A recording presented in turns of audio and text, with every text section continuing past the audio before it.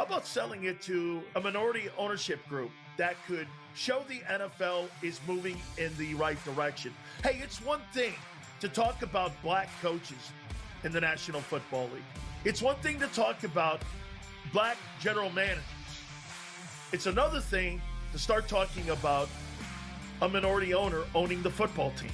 Outspoken with Dan Cilio, only on SportsGrid.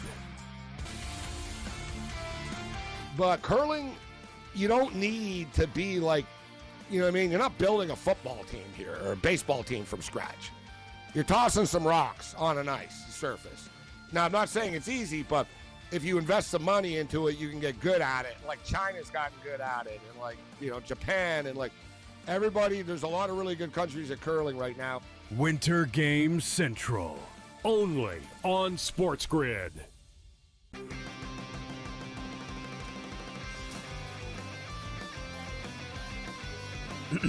Class is in session. Today, let's talk about the teaser. A teaser is a multi-leg bet where you shift the point spread in your favor. You get better numbers, but every selection has to win. It doesn't matter what you bet if you don't have the insights. Tune into SportsGrid and get ahead of the class.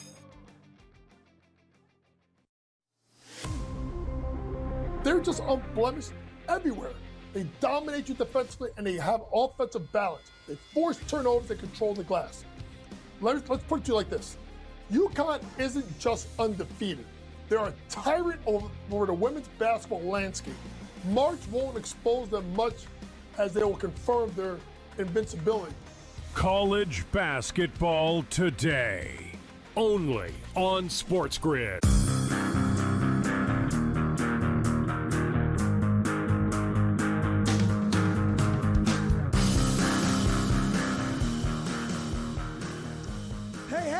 Another edition of the Craig Carton Show. My main man, Tyron A. Johnson, here as always. Got a great show for you today. You know I'm in a good mood. And you know for a fact coming in today that my guy, Tyron Johnson's in a foul mood today. And that would be expected considering all the smack he talked yesterday on the air and off the air about what his Philadelphia 76ers were going to do to my New York Knicks last game before the All-Star break. Is a 15-point win enough?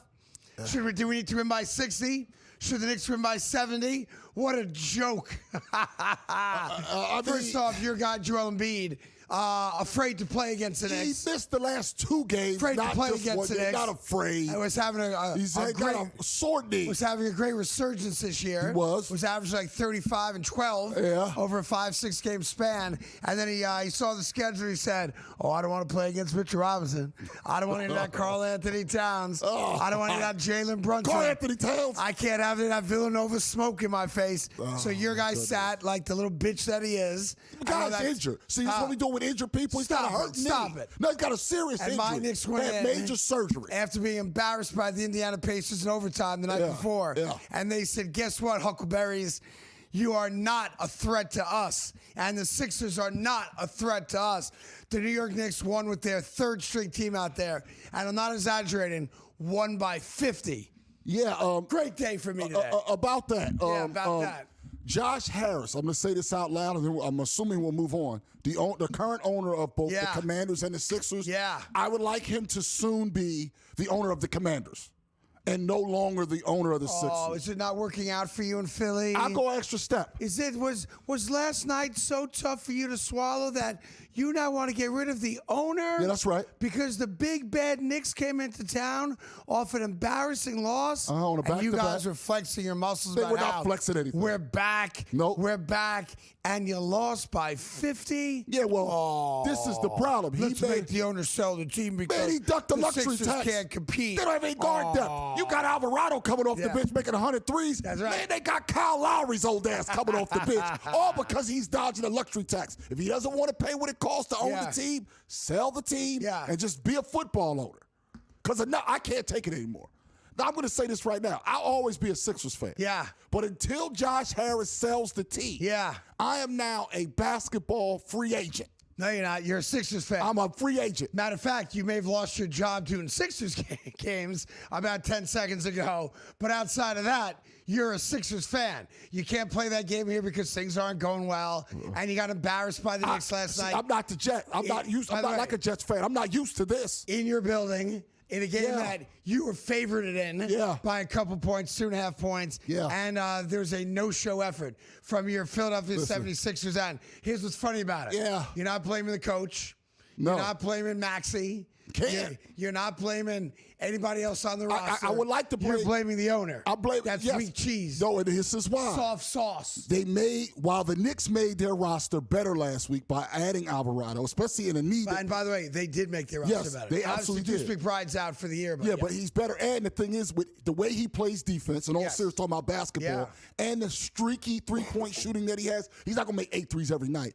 He's an upgrade. I think even over Deuce McBride in playoff situations against a team like the Pistons, in my opinion. Maybe not overall, but against certain teams. Yeah, he's a 20-minute-a-game guy. Right. Maybe you get 8 to 12 points on a good night out of him. But really good defense. But plays great defense. Right, and he'll come off the bench for the Knicks. He'll either be the replacement to Josh Hart at the 2, or he can play some point, replace Jalen Brunson there. He'll be playing 40-minute games, obviously, come the postseason. But I feel for you today. Because you're a Sixers guy, you're a basketball guy. Your Eagles imploded in the first round of the playoffs. You don't. I know you call yourself Pucks Johnson. I am Pucks Johnson. Nobody cares about the Flyers. And my Flyers have imploded as well. Yeah, they imploded so as the well. Sixers was like the Sixers is all you got. No, I got baseball doesn't start for another 6 weeks. So right now the Sixers is all you got. Yeah, that's right. And you lost by 50 at home to a division rival. But here's the difference. We own you. That's what it is now. You have ownership. There's an ownership deal here. It's like, you know how you go to eBay? Yeah. Someone's selling something. Yeah. You buy it. Yeah. They ship it to you. And now you own it. Yeah. We own you. Well, you had the owner on your radio program, yes, I did. right? And what he did was, even though he spends a lot of money, he added and spent more at the deadline. Meanwhile, the Sixers cut salary at the deadline. Now they have no backcourt depth, and then they wonder when Maxey comes out the game why it falls apart. Because you got rid of all your guards being cheap. Yeah. And that's what bothers me about it, okay? I'm a Sixers fan, but this is the problem. You have turned on the owner. I love it. This is why, though. Yeah. As a fan, what else do I have when my owner, for only monetary reasons, not basketball reasons, makes their team worse? The McCain trade? The McCain trade, and that was one of them. Yeah. And he makes other trades to get under the luxury tax. You made the team worse. The best team in your division made their team better, and then they come kick your ass in that building. That's and right. I'm supposed to just go, yay, I like it. As a fan, the only thing I have is to voice it. The good thing is I'd already got approval to say all of this. Yeah, you did. My job, You called him up. You said, I'm going to attack the owner of the team. I said I have no Can choice. I still host a pregame show and the halftime show? I said I have no choice. I got to keep it real. I said I had no choice. I can't tell a lie. I ain't no Pinocchio. Yeah, I can't do it. I got you. Well, I will say this. That is a tough way to go into an All-Star break. Very. That is a tough way for the Sixers to go into a break. I know the Knicks, great way to go into a break. The Knicks' next game is until next Thursday. That's good. And obviously you got Jalen Brunson and Karl Anthony Towns. You have Maxey, of course, representing the Sixers as a starter in the All-Star game. But that is a tale of two cities. Oh, yeah. That is one team saying, all right, we embarrassed ourselves. We lost to a Pacers team trying to lose games with no offense, and they dropped a 130 burger on us, embarrassing, in our building. How do we react to that? The very next night, so a back-to-back on the road against a division rival, a hated rival, a team that's starting to feel like, hey, maybe we make some noise in the postseason, and you got, pardon the expression, pimp slapped, bitch slapped, backhand knuckle slapped, and that's what happened in your building. Yeah. But here's the thing you have to get used to, and I think you learned it in the playoffs last year. Philadelphia is just New York South. No, I'm not. We doing own that. your building. I'm not doing that. We take over that your was building. 2 years ago. We take over your building. 2 years ago. It's like for those of us that can't afford. I'm not among them because I go to Knicks games for free, and I sit next to the owner on the wood. But for us New Yorkers that cannot afford the high-priced Knicks ticket, every time the Knicks play in Philly, that's like a home game. We just get in our car, get in New Jersey Transit, go down south, enjoy another home game, enjoy a 50-point win, and enjoy ourselves on the train on the way back home. And what do Sixers fans do? For all the tough talk of Philadelphia, which is you come here wearing a Knicks jersey, you're going to get punched in the mouth. That's old school. Dude, we own you. It's old school. We own you. Man, we own you. Philadelphia basketball is just New York South. You're like another borough of New York. And I know Staten Island's trying to succeed from New York City because of the new mayor, and they don't want to be a part of New York City. Philly's like, we will, we're in. They welcome Knicks fans with open arms in a manner I've never seen before. Yeah. Because they don't do it with their football team. I'll say that. Eagle fans will punch a dude in the face. Yes. Just for wearing the wrong jersey. Oh, yes. But you soft-ass Sixers fans, man. Phillies fans are soft, too. Nets fans take over the place. I could, what's that walk in California I see all the kids on TikTok doing? The crib walk? Crib walk. Crib walk. Can you do a crib walk? No. I haven't tried, man. I ain't got it. Can't do it. I keep trying to do the crib walk, but I can't do it good. So I just keep on trying. Man, I could slow walk with a crib walk into Philadelphia like I'm George Jefferson, and ain't nobody gonna do nothing. Not a damn Because you're thing. soft-ass basketball fans, and that's why the Knicks went into Philly yesterday and dropped a 50-point win on the Sixers. Yeah, that happened. I know we're close to the break. Yeah. So the Jazz got a lot of trouble for tanking within a game recently. Yeah, they pulled 3 starters out. Yeah. Well, to be fair, they had a lead. Fourth quarter, up by 7, I think. Took their 3 best players out and lost by 9. Well, they covered the tanking. They just announced that JJJ, Jared Jackson Jr., who they recently traded for, From Memphis, yeah. out for the season with surgery on his left knee. Oh, is that right? Yes. Oh, that's a bad trade then, huh? Yeah. Well, and also I don't Can think you he needs the rescind that surgery. trade? They can't. No, he passed the physical. passed he played. the physical and then he got hurt? Here's the thing: he didn't get hurt. Now you tank. Are due you to telling injury. me that he's not having surgery, but he is having surgery? That's right. It's a And Jaren Jackson went along with that? Jared Jackson was given a financial reason to do so. Oh, that's a big accusation. I can't go with that. I feel very I comfortable can't go saying with that. There's no way that happened. No way that happened. We got the Hall of Fame stuff coming up right after this.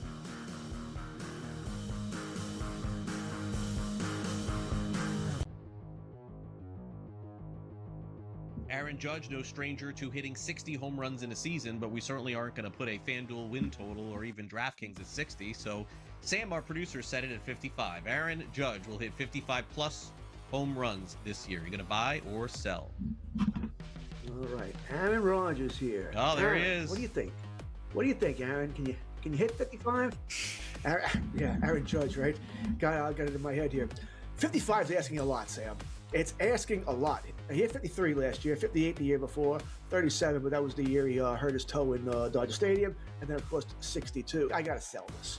All right, you're asking for just to be 7 home runs off the record. I mean, no, he can't keep doing this every year here. Plus, he does have an injury history there. Over the last 2 years, he's been completely healthy. I'll just say no. Between possibility of an injury, teams waking up and going, nope, not pitching to him. I'll take the under here. Although as a Yankee fan, he better, because if he don't, Yankees gonna be in a lot of trouble. So I've decided to go by the letter of the law. Sam is not going to like this. Sam is not going to like my answer. Yep. Sam, listen. Sam leaves these little loopholes in the buy or sell.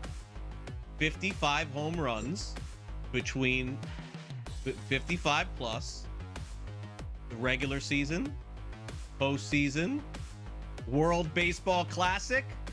Buy. Spring training. Buy. Above 55 between spring training, World Baseball Classic, regular season, and postseason. Aaron Judge will hit 55 home runs. He didn't say this season. He didn't say this season. He said this year. The graphic says this year. Fantasy Sports Today. Friday starting at 3 p.m. Only on SportsGrid.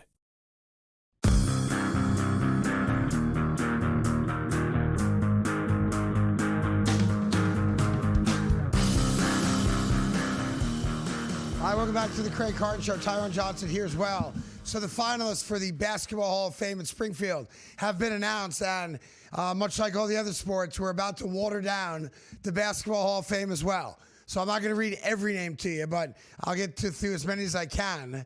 Let me start with players first, okay? Mm-hmm. Blake Griffin, a Hall of Fame finalist. That dude ain't no Hall of Famer. Yes, he is. If you put Blake Griffin in the Hall of Fame, you should shut the building down. Well, then the building's getting shut down because he's getting in. Blake Griffin was a dunker. Blake Griffin was never a good basketball player. You are so wrong about that. He's only an all-star 6 times his entire career. He was injured. I don't care about Lob City. He was a dunker. Top Great. 3. You can dunk the basketball. He became a complete basketball player. That never is not played true. good defense. Yes, he couldn't did. shoot. Shoot. Yeah, could not shoot unless it was a dunk. So Blake became Griffin's not a Hall of Famer. He became a 40% three-point shooter. Blake Griffin, not a Hall of Famer. He's a finalist. No, absolutely not. Next one, Kevin Johnson. He made 40%. 12-year NBA career. Kevin Johnson. KJ was dead nice. Was a good player. Great sure. player. I think went to one Western Conference Finals, I believe. First player in NBA history to average 20, 10, and 2 steals a game. Not a Hall of Famer. Let me go to a guy I think is a Hall of Famer. You ready? Uh-huh. Let me get to another one who's not. Amari Stoudemire, not a Hall of Famer. Agree or disagree? Disagree. I disagree. Okay. Disagree. Let me give you some of the rules here before we continue. There's rules here to this, right? Disagree. And maybe I didn't explain the rules, so I'll take responsibility for you not understanding the rules of the Hall of Fame game. Yeah. Okay, the Hall of Fame game works like this. Okay, if I give you a name, yeah. If the immediate answer isn't yes, that guy or gal is a Hall of Famer, then by default he ain't a Hall of Famer. Well, Blake's in. So Blake, yes. If your response to is that guy a Hall of Famer, ... he's not a Hall of Famer. Okay. So you have a vote for Blake Griffin. Yes. You and I disagree. My vote trumps yours on that one. It does. Blake Griffin, not a Hall of Famer. He's absolutely a Hall of Famer. Amari Stoudemire. As the basketball guy on the show, I win that one. Okay. It's clear he's a Hall of Famer. We'll take you to the vote. Yeah. Amari Stoudemire, you said ... Not a Hall of Famer. Okay, I can go with that. Now I'm going to give you a guy that you probably didn't get to see play because of your age. Yeah. You know who the guy is. Yeah. But I think this guy is a Hall of Famer. Uh-huh. Old school guy.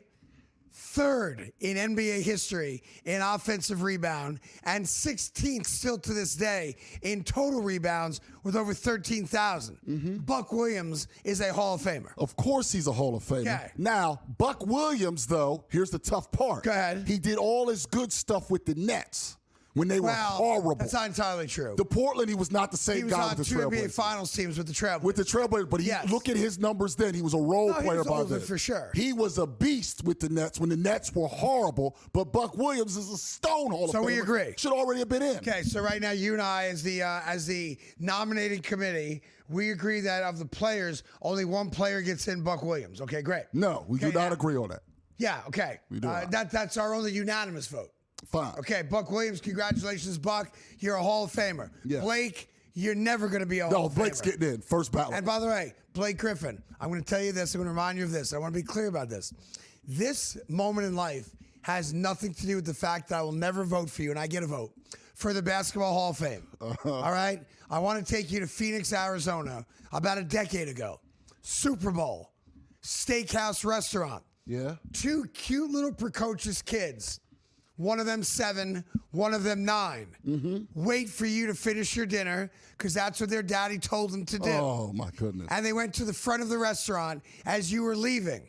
After your dinner, waiting for your car, not interrupting your moment at a dinner table. Uh-huh. And these 2 cute little kids, 7 and 9, with a pen and paper in hand, went up to you by themselves. Yeah. And they said very politely, "Excuse me, Mr. Griffin, could we please have your autograph?"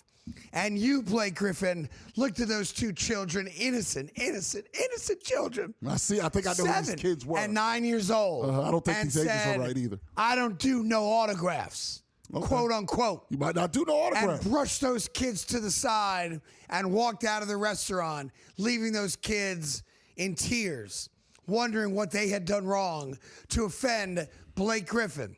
You will never get into the Hall of Fame, Blake Griffin, because you're a bad guy. Yeah, like and not a very good basketball player. Yeah, see, that's and also, Sonny Carton and Lucky Carton will never forget the moment when you screwed them out of an autograph. Why are you changing the ages? What then? happened? The ages are not correct if you're telling that story. No, they're not. Sonny was born in 2002. Lucky was born in 2004. And what year did you say this happened? You said 10 years ago. About 10, 12 years ago. 15 years ago. In Arizona. Here's the other part. Yeah. By the way, I checked. Because it's the Basketball Hall of Fame, college counts. He was player of the year in college. He's getting in. No, he was player of the year in college. He's getting in. Okay.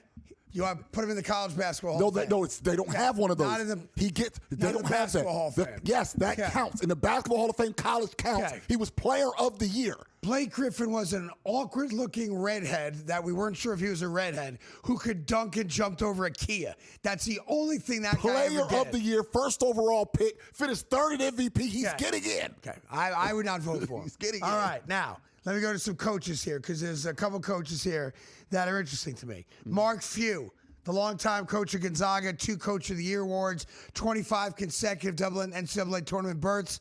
You want to put him in? Fine, put him in.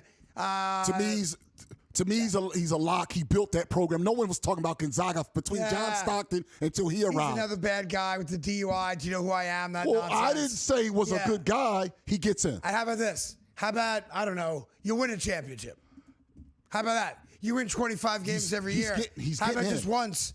You win a championship. I don't even like Mark Few. He's getting in. How about you tell Adam Morrison, get off the floor, stop crying, and go make a bucket at the end of a championship game? Yeah. How about that? Yeah, that's true. So I would not vote for him, but I agree. I think Mark Few's getting in. He's getting in. All right.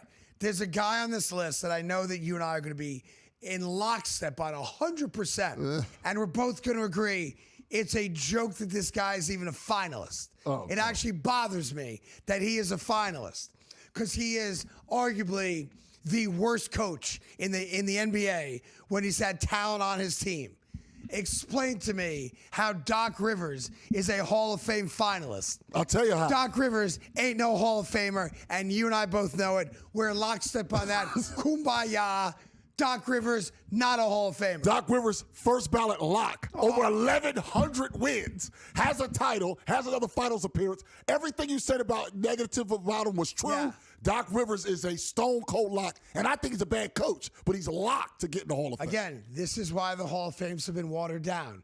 We take just anybody. No, we don't. If you pad your stats, if you stay there long enough, everybody gets into the Hall of Fame. It doesn't make any sense. Doc Rivers and Blake Griffin, not Hall of Famers.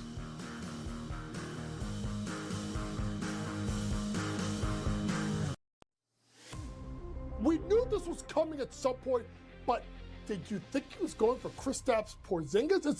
It's almost like they thought they were going to get it on Giannis. They didn't get Giannis, so they went to Porzingis. Now, Porzingis is a stretch 5 if he's healthy.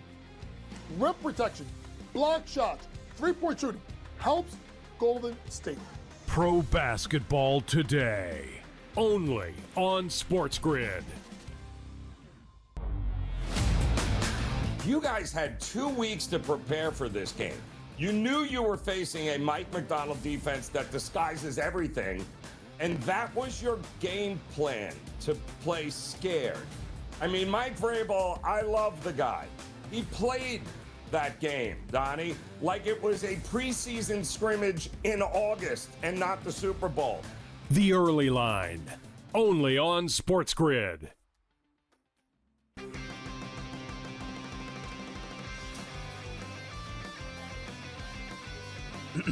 Class is in session. Today, let's talk about the teaser. A teaser is a multi-leg bet where you shift the point spread in your favor. You get better numbers, but every selection has to win. It doesn't matter what you bet if you don't have the insights. Tune into SportsGrid and get ahead of the class. So you know Gary Bettman wants the USA to win because he knows the bump that they can get out of this. Canada wins, and it's like, yeah, whatever. Right? And the level of pressure on Canada in this is next level. It's like, it's equivalent to like Argentina in soccer or something, Brazil. It's one of those like, yeah, if you lose, don't bother coming home. Winter Games Central. Only on SportsGrid.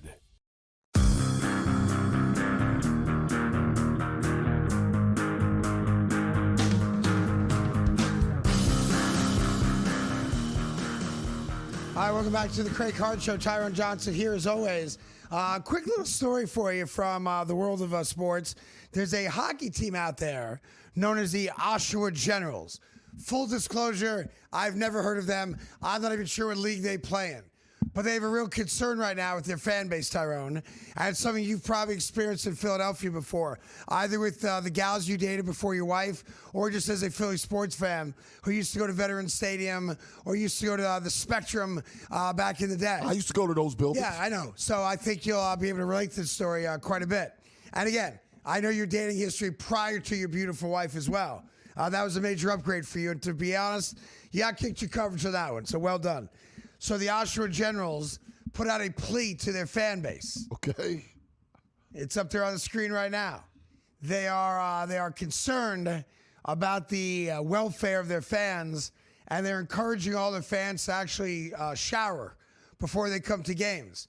Their fans smell so bad that it's now a problem for the Oshawa Generals, where they sent an email out to all their season ticket holders and put a big announcement out in town that if you want to attend a Generals game, would you kindly shower before coming to the arena because you smell so bad. And I thought that'd be a great story for you because you've experienced that in Philadelphia. No, I have not Yeah. experienced that. What do They wash their ass in Philadelphia. Is that right? Yes. What does the average Philadelphia fan smell like, Tyrone? Because Joshua Generals could use some advice. Yeah, they smell great because they shower. Now, why is this happening? Now, they claim that they literally, I'm reading the article. Yeah. They smell like cat pee. Yeah. Yeah. The people smell like cat pee. Yes, it's a bad smell, cat piss. That's correct. So we have a problem in Oshawa. The fans smell like cat urine, and the team said, enough's enough. We're going to have to stop you from coming in if you smell bad. Yeah. Because that's how overwhelming the smell is. Yeah, this article's from the Durham region in Canada. They're Canadian. That's where team. Oshawa is, I guess, right? Yeah. In Canada, the Durham region, they're talking about this. Yeah. And they say that it's gotten rotten for days. It's been like that. Yeah. And the team's terrible. They have only just 27 points in 50 games, so they're a bad team with bad spelling fans. Yeah. It might be time to just pack it in. I'm just wondering, like, what do the fans do collectively that they all smell like cat urine? That's what I'm trying to figure out. I don't know. Like, if there's one guy in your section that smells bad or has bad breath or vomited or, dropped a deuce in his pants, he sharted or something like that, that can happen anywhere. Right? We've all seen that. We all know a guy that sharted at a ball game. Oh, yeah. Oh, it's embarrassing and it smells bad. Or, you're on a plane and a kid vomits and, it reeks, that kind of thing. Yeah. But they're saying the entire fan base smells like cat urine. Yeah. Yeah. And this isn't new. They're saying it's in different locations. And even though it's multiplied in the last month, they've heard this before. They're long-time smelly. Yeah, long-time cat urine smelling people, which is what they say about Canadians and Philadelphians. So they don't say it about Philadelphia. All this Philadelphia slander is going, you know what? Philly fans smell bad. You know you're going to have to return to that area at some point. At some point, yes. You might not be safe. No, I'm safe in Philly. I'm beloved in Philly. No, you're not beloved. I am. You know, I took a poll. People in Philly actually adore me. The number one thing people bring up to me is not any trouble you've had off the microphone. Yeah. They bring up solely the stuff you say on microphone. Yeah. I was told that I'm welcome in Philadelphia. No, I was told that you're not. Matter of fact, I was told I could sit anywhere I want at the Link or at, what's the name of the building your Sixers play in? They've changed it so many times. Xfinity Mobile Arena. And now it's the Xfinity Mobile Arena? Yeah. I was told I could sit on the wood there if I want. No, I was told. I'm telling you. Someone offered me money to take you out. By the way, I may show up at a Sixers game. I'll be sitting next to the owner on the wood. No, Josh. Because Josh Harris, a Penn grad, he won't do that. Philly's like New York South from a basketball standpoint. We own your building. And B, I'm good friends with one of the owners. I'll sit right next to him on the wood, eating my popcorn in a Knick hat and a Knick jersey and Knick sweatpants and Knick slippers. Does he still own part of the team, him? Yes, and or there's is that nothing you can do about DA it. bought his part of the Yeah, team? I know. He's a dear friend of mine. Oh, DA is a Yes, friend? yes, very close DA friend, is yeah. also my guy. Yeah, All so right. maybe you'll sit with us. It'll be me in the middle. Yeah. Nick fan, Sixer owner. Okay. On the wood. I love that. I ain't worried about going to Philadelphia. All right, well, you're good. I didn't know you was down with DA. I didn't know you were cool with DA. There are some places I might not go to, but Philly, I'm good. I still got family in Philadelphia. As bad as they all smell, they don't smell. I still got family in Philadelphia. But real fast before we wrap up, how bad must it have been for them to have to say this? It'd be like, I don't want to say this out loud. It'd be like the hallway here. Yo, we got a stanky hallway here. I ain't gonna lie about it. We've had some issues in this building, but one of the issues we've had from day one, and ain't nobody can fix it. We got a stanky hallway. It's like Hookers at the Point came for lunch and didn't leave. I told you, it's a fine establishment. It's safe to eat. Yeah, here. you had the chicken nachos. Yeah, very good. I ain't in there.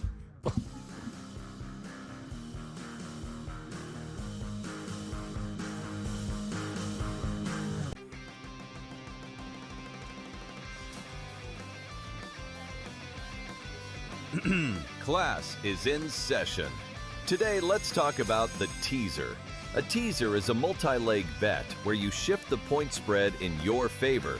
You get better numbers, but every selection has to win. It doesn't matter what you bet if you don't have the insights. Tune into SportsGrid and get ahead of the class. I don't think he was trying to take a shot at the team at all. It was just a plain and simple and obvious fact. I think what's difficult, though, is, and I agree with you, right? I guess I agree with LeBron. The assessment of it all, it's why the Lakers organization seems to be comfortable with that truth, unless they disagree. But again, I don't really know how you disagree. Game time decisions. Only on SportsGrid. You guys had 2 weeks to prepare for this game. You knew you were facing a Mike McDonald defense that disguises everything, and that was your game plan, to play scared. I mean, Mike Vrabel, I love the guy. He played that game, Donnie, like it was a preseason scrimmage in August and not the Super Bowl. The early line. Only on SportsGrid. We knew this was coming at some point, but did you think he was going for Kristaps Porzingis? It's almost like they thought they were going to get it on Giannis. They didn't get Giannis, so they went to Porzingis. Now, Porzingis is a stretch five if he's healthy. Rim protection, block shots, three-point shooting, helps Golden State. Pro basketball today. Only on SportsGrid.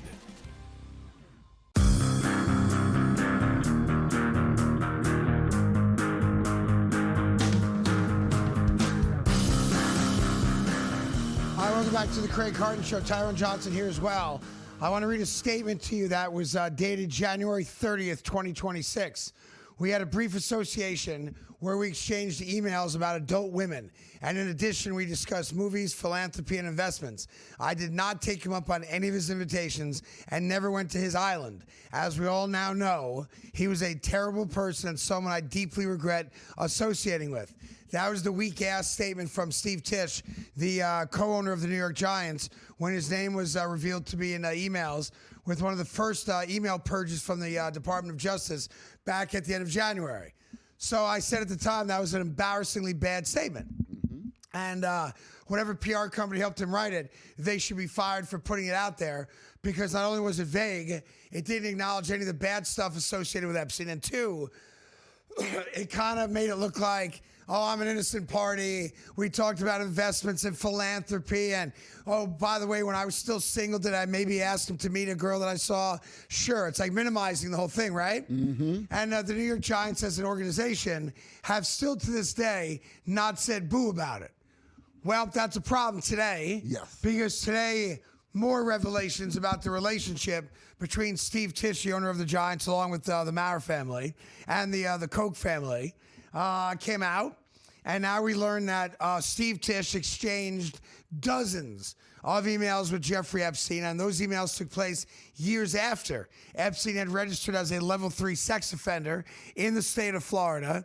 And it shows Epstein connecting Tisch with women and largely focusing on introductions to young women. I'm not saying underage, but young women. Yes. And I guess we'll find out some point over the course of the next weeks, months, and years how old those women might have been. So the New York Times / Athletic have now taken all these released emails, and I guess I've done a deep dive on it. But the release that Steve put out there on January 30th, so essentially 2 weeks ago, is worse now than it was the day he put it out. Because now you're caught more red-handed.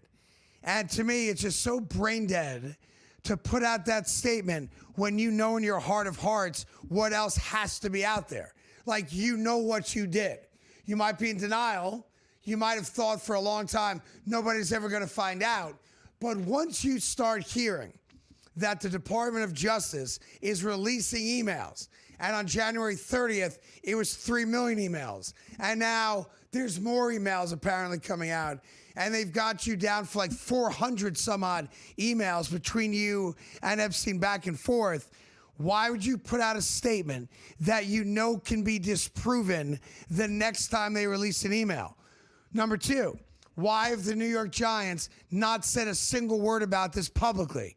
Number three, why did the NFL say at the Super Bowl when Roger Goodell spoke, yeah, we heard about the story, but until we learn more, nothing for us to do?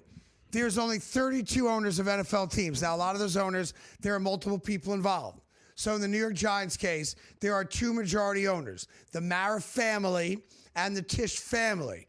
The Koch family bought a 10% stake in the New York Giants. They're minority owners. So the Maras and the Tisches own 45% each of the New York Giants. And while John Mara usually has final say on football decisions, the Tisches are in the room, and they are equal partners with the Mara family. This is a major problem now. This cannot be swept under the rug.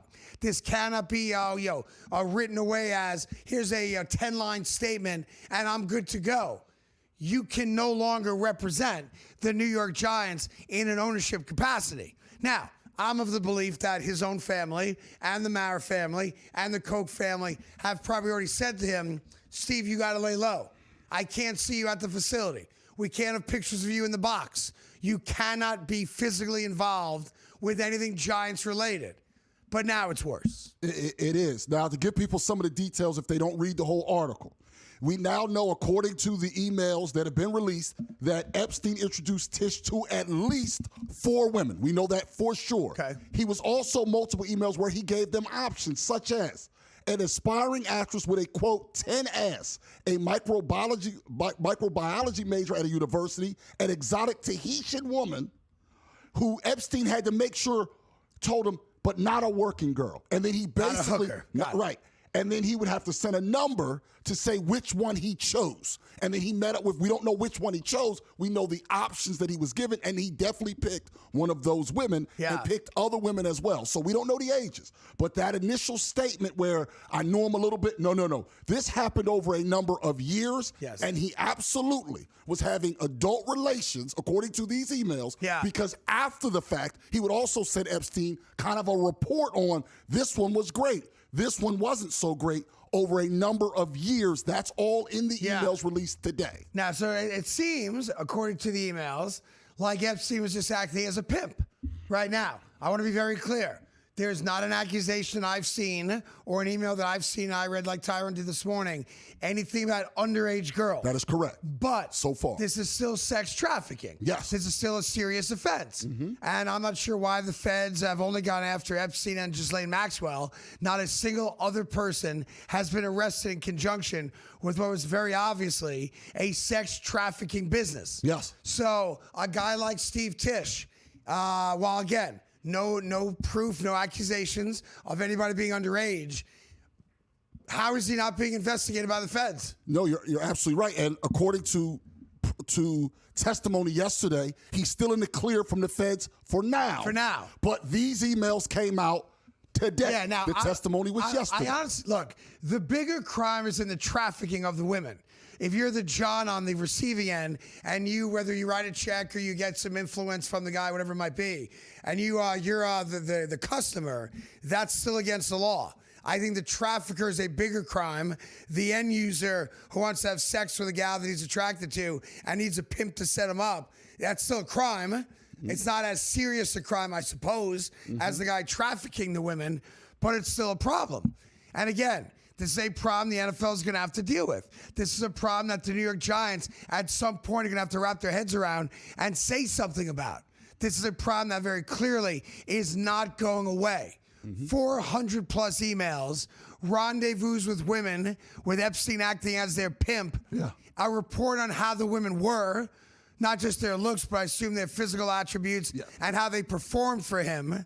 And it's a lot worse and a lot more pervasive than what was first announced on January 30th, which is why that stupid statement that Steve Tisch put out was so stupid and so offensive to people that have some common sense. But now it's an NFL problem. It is a Giants problem. It is a Mara problem. It is a Koch family problem. And something's going to have to be done about it. I think that at the end of the day, he shouldn't have to be told.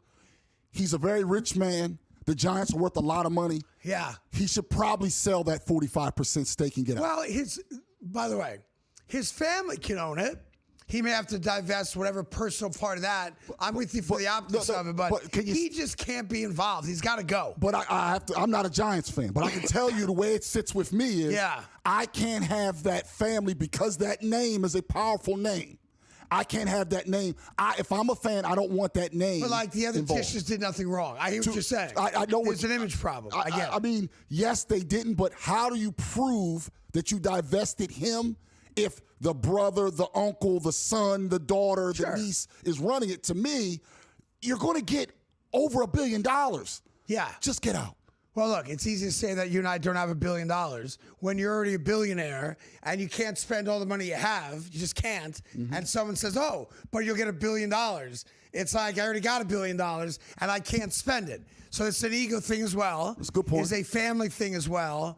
But I think the pressure comes down on him and his family, not from us, the public, which it should, but from the other two families that own a piece of it. Yeah. If I'm Julia Koch and I own 10%, I don't want the Tisch name associated with an asset that I own a piece of.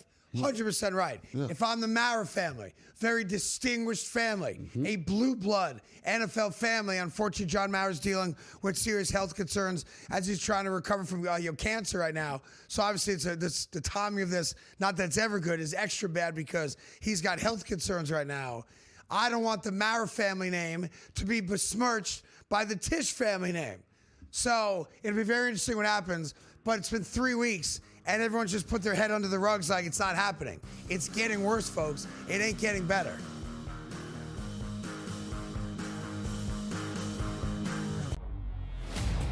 Dallas Cowboys, like, they're competitive every year. They're going to win a Super Bowl? No, but at least at the beginning of the season, like, I have aspirations to make a playoff, maybe win the division and see what we can do. For the Raiders, every day, the minute you kick off week number 1, you are out of the playoff picture. You stink and can't perform. That's tough because you don't get a 20-year career as a defensive end typically in the NFL. So your time now is to strike. I have all the money. Now I want to win. The Early Line, only on SportsGrid.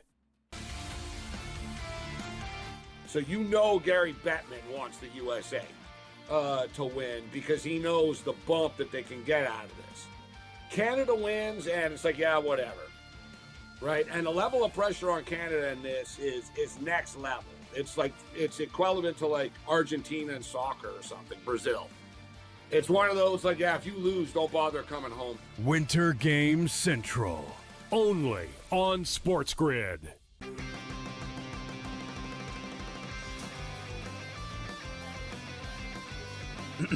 Class is in session. Today, let's talk about the teaser. A teaser is a multi-leg bet where you shift the point spread in your favor. You get better numbers, but every selection has to win. It doesn't matter what you bet if you don't have the insights. Tune into SportsGrid and get ahead of the class. They're just unblemished everywhere. They dominate you defensively, and they have offensive balance. They force turnovers, they control the glass. Let's put it to you like this. UConn isn't just undefeated. They're a tyrant over the women's basketball landscape. March won't expose them much as they will confirm their invincibility. College basketball today, only on SportsGrid.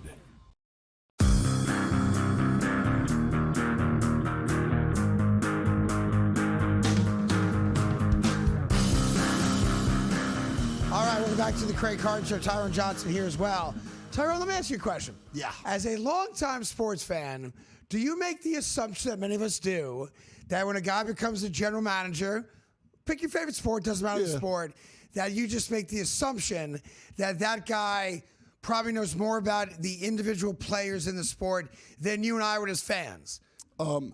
Is that a fair guess? Generally, because I've been doing this a long time, I know it's not a blanket yes. Okay. But generally, absolutely. But there's a fair assumption that, well, yes, I know every player on my team. I might not know the 12th guy, I don't know, on the Trailblazers bench. Right. Like currently, I don't know the 12th guy on the Trailblazers Who's bench. the fifth reliever for the Rays? Like, absolutely. I think there's a fair assumption. Yep.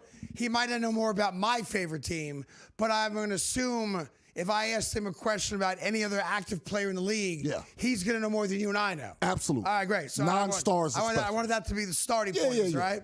So the Chicago White Sox have a general manager. His name is Chris Getz. Mm-hmm. All right, Chris Getz, the White Sox, did a trade with the New York Mets, okay? And the White Sox acquired a player. And I want you to hear how Chris Getz describes this particular player. Are you ready for this? Mm-hmm. All right, play the audio of Chris Getz. Go ahead. He's a strong defender, base runner, switch hitter. He can do a lot of different things. Very strong defensively, switch hitter. He can run. He's got great instincts. Pedigree. He's got bloodlines with his brother. Can play all over the field. He's a switch hitter. Okay, so do we know, Ethan, what player is he talking about? Yeah. He's talking about Luis Angel Acuna. Okay. All right? Young player a couple years ago. Had a good start with the Mets. Ronald Acuna's younger brother, okay? Mm-hmm. So in 3 or 4 separate interviews, one of the things that Chris Getz, the general manager, said about Acuna that made him an attractive trade piece for them was that he was a switch hitter. Yeah. You heard him say it, right? Yeah, I'm looking at now. I looked up the player. Yeah. Okay. He had a great start with the Mets. Looked like he might be a great addition to the Mets as a middle infielder. Fast kid, good on the base pass. And obviously he's not Ronald Acuna, and he never will be. And then it kind of went south for him from that early great start. Yeah. And he's not a very good player, but he's a role player. He's a depth player. Yeah. He's a defensive replacement, maybe. And he's a smaller guy. He's not big, his brother's also bigger physically. He's like also. The DH hits a double in the 9th inning. Go run for him. He'll run for him. That kind of guy. All right. But I looked up. So here's the problem with what Chris Getz said. Yeah. And it's a major problem if I'm a Chicago White Sox fan. Yeah.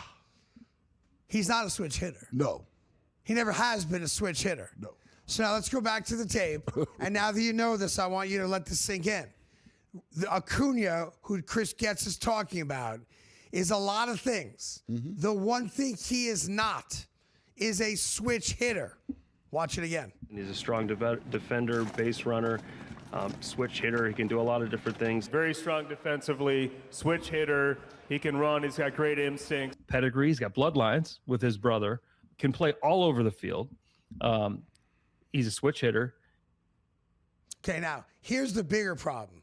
I always thought Chicago was a great sports town, that Chicago fans are very knowledgeable, that guys that do sports talk radio and sports talk TV in Chicago are very knowledgeable. Mm-hmm. Could you imagine Philadelphia or New York if the general manager went on my radio show or your radio show when you had it in Philadelphia and said that the player we just acquired that we're very hot on, that one of the reasons we're hot on him is because he's a switch hitter, and you and I's hosts and our fan bases know that that kid is not a switch hitter, what their reaction would have been?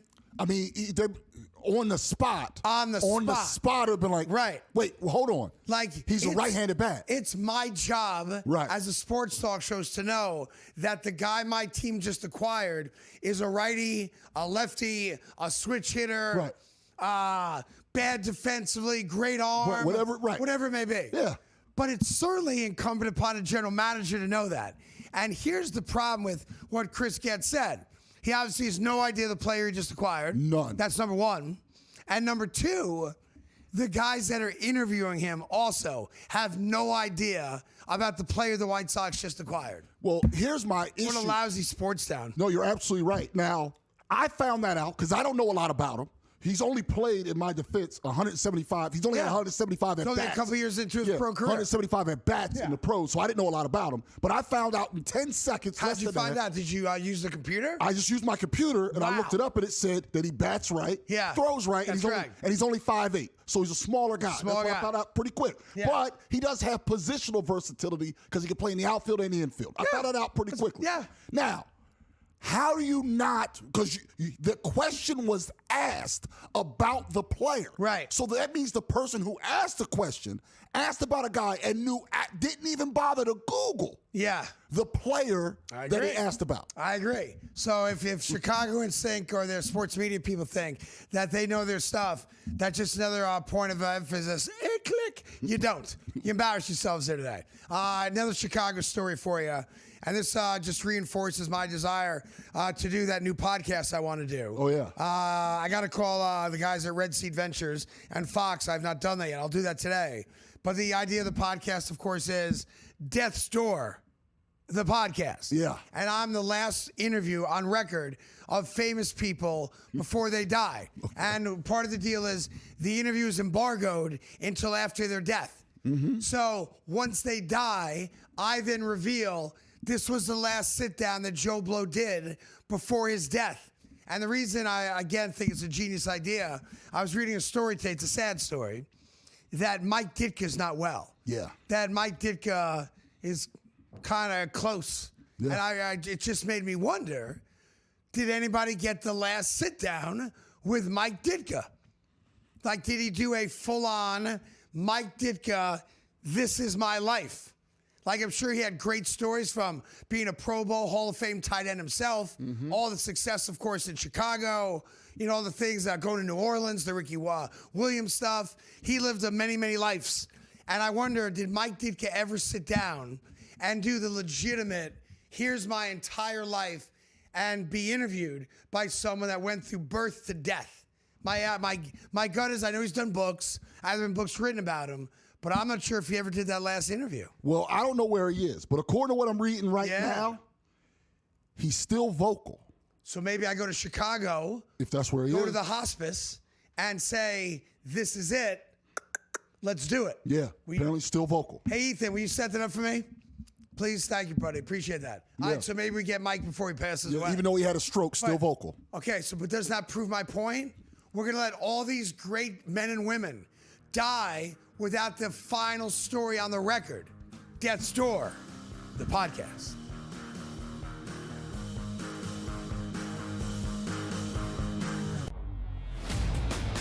You guys had 2 weeks to prepare for this game. You knew you were facing a Mike Macdonald defense that disguises everything, and that was your game plan, to play scared. I mean, Mike Vrabel, I love the guy. He played that game, Donnie, like it was a preseason scrimmage in August and not the Super Bowl.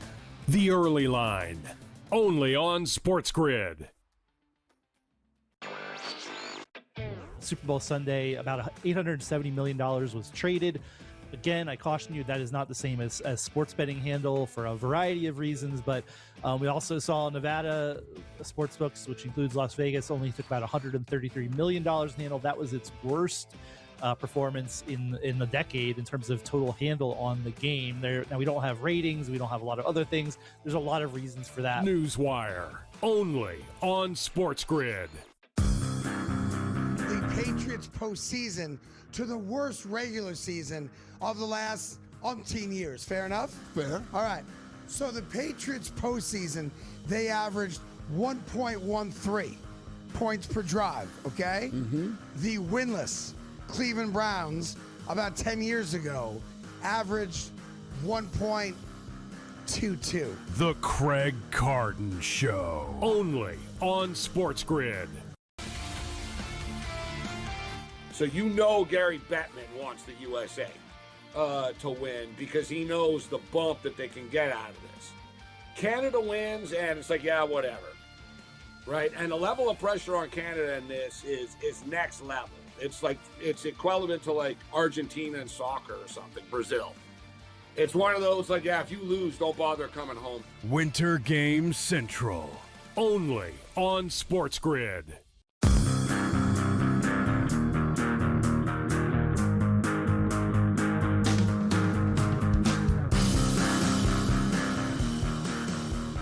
welcome back to the Craig Carton Show. Tyron Johnson here as well.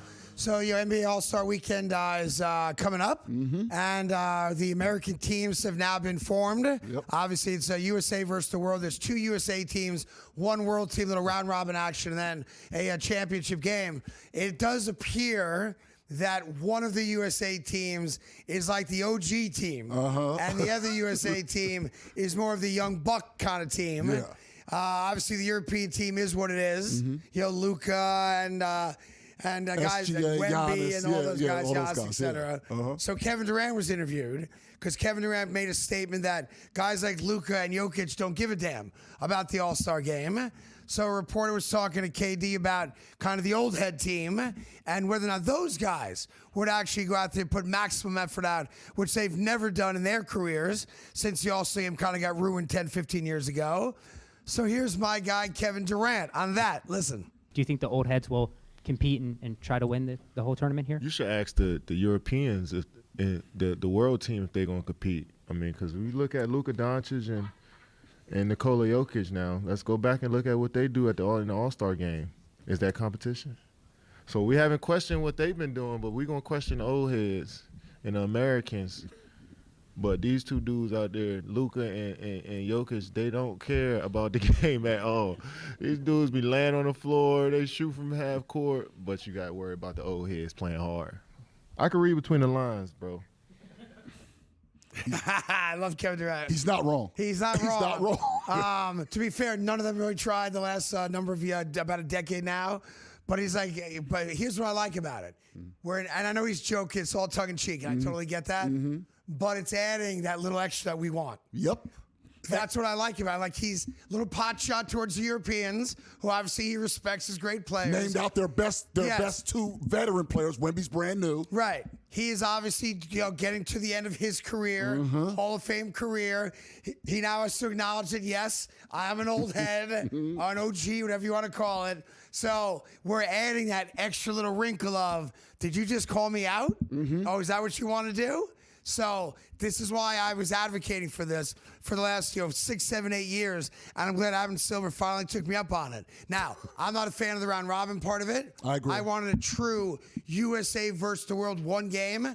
Let's settle it. The problem, but there's not enough Europeans necessarily. Yeah. And there's so many Americans. Yeah. But look, when we go to the Olympics, we leave 6 to 10 worthy American players off the Olympic team. Yes. And that's just a fact of life. We just do, yep. So we could have done that with this game as well. It's going to be USA versus the world. If we get USA versus USA, we go right back to where we were. So this has to be a championship game of USA versus the world, or it's pointless. Well, then you better rely on Wemby, because Luka may or may not even play in it. Jokic he's not going to play hard. He's going to play, though. Yeah, he's going to play. Luka may not. It's going to be very fascinating. And then what I want to see is, if the game, I want to see the energy that the people that play the old head team, how they play. We saw in the Olympics when it was basically Curry, KD, and LeBron. I know you don't like LeBron. Yeah. Those guys had the ball down the stretch, and they willed them to a gold medal. Yeah, Steph was money in that Olympics. So the question is going to be, if the Euros take it seriously, do the old guys respond? Because LeBron's going to play, and KD's going to play. And the question is going to be, do they really dig into their bag if pushed, or do they not? But it only happens if the world takes it seriously. Yeah, there's another basketball story that years ago, the NBA, recognizing that the dunk contest was bunk, offered $1 million to LeBron and Kobe and a bunch of... Tracy McGrady and Vince Carter. It was those 4. And they all collectively said no to it. Apparently, Vince was the only one that answered the phone. Apparently, Kobe wanted no parts. LeBron and McGrady didn't want to do it. $1 million probably wasn't enough money. I guess it's not enough money. Like, if you make it $20 million and there's a chance of you being embarrassed out there. Now, Vince Carter was the best pure dunker of that era. He was going to win that. But I wouldn't say, look, he was the best in-game dunker for sure. And the best dunk contest. But here's the problem. When he first put his arm in that, you had never seen that before. Here's the problem. You know I'm a Kobe guy. I think if you say it's a real competition and there's millions of dollars on the line, I know what Kobe does. Kobe don't give a damn. I think Kobe still would have done something crazy, and I still would have picked Kobe to win the dunk contest because Kobe Bryant, like Michael Jordan, they don't accept losing. Vince Carter was the better dunker. I'm not arguing with you. But from a competitive standpoint, I would have taken Kobe Bryant of those 4 guys: LeBron, Kobe, McGrady, and Carter. I believe Vince Carter would have won that at that point when they crossed over. But it should have been $1 million to participate, $10 million to the winner. And they likely would have done because then the competitive juices start flowing. Oh, yeah. And then we might have had something like we used to get regularly when it was Michael and Dominique and all those great guys that did it. Right. So in any event, All-Star Game is upon us. Football, I got some more Drake May garbage for you tomorrow. That'll enrage New England fans, which I seem to be enjoying doing these days. And we hope that you have a great day. We'll do this again tomorrow. Thank you for watching on SportsGrid and YouTube, The Craig Carton Show.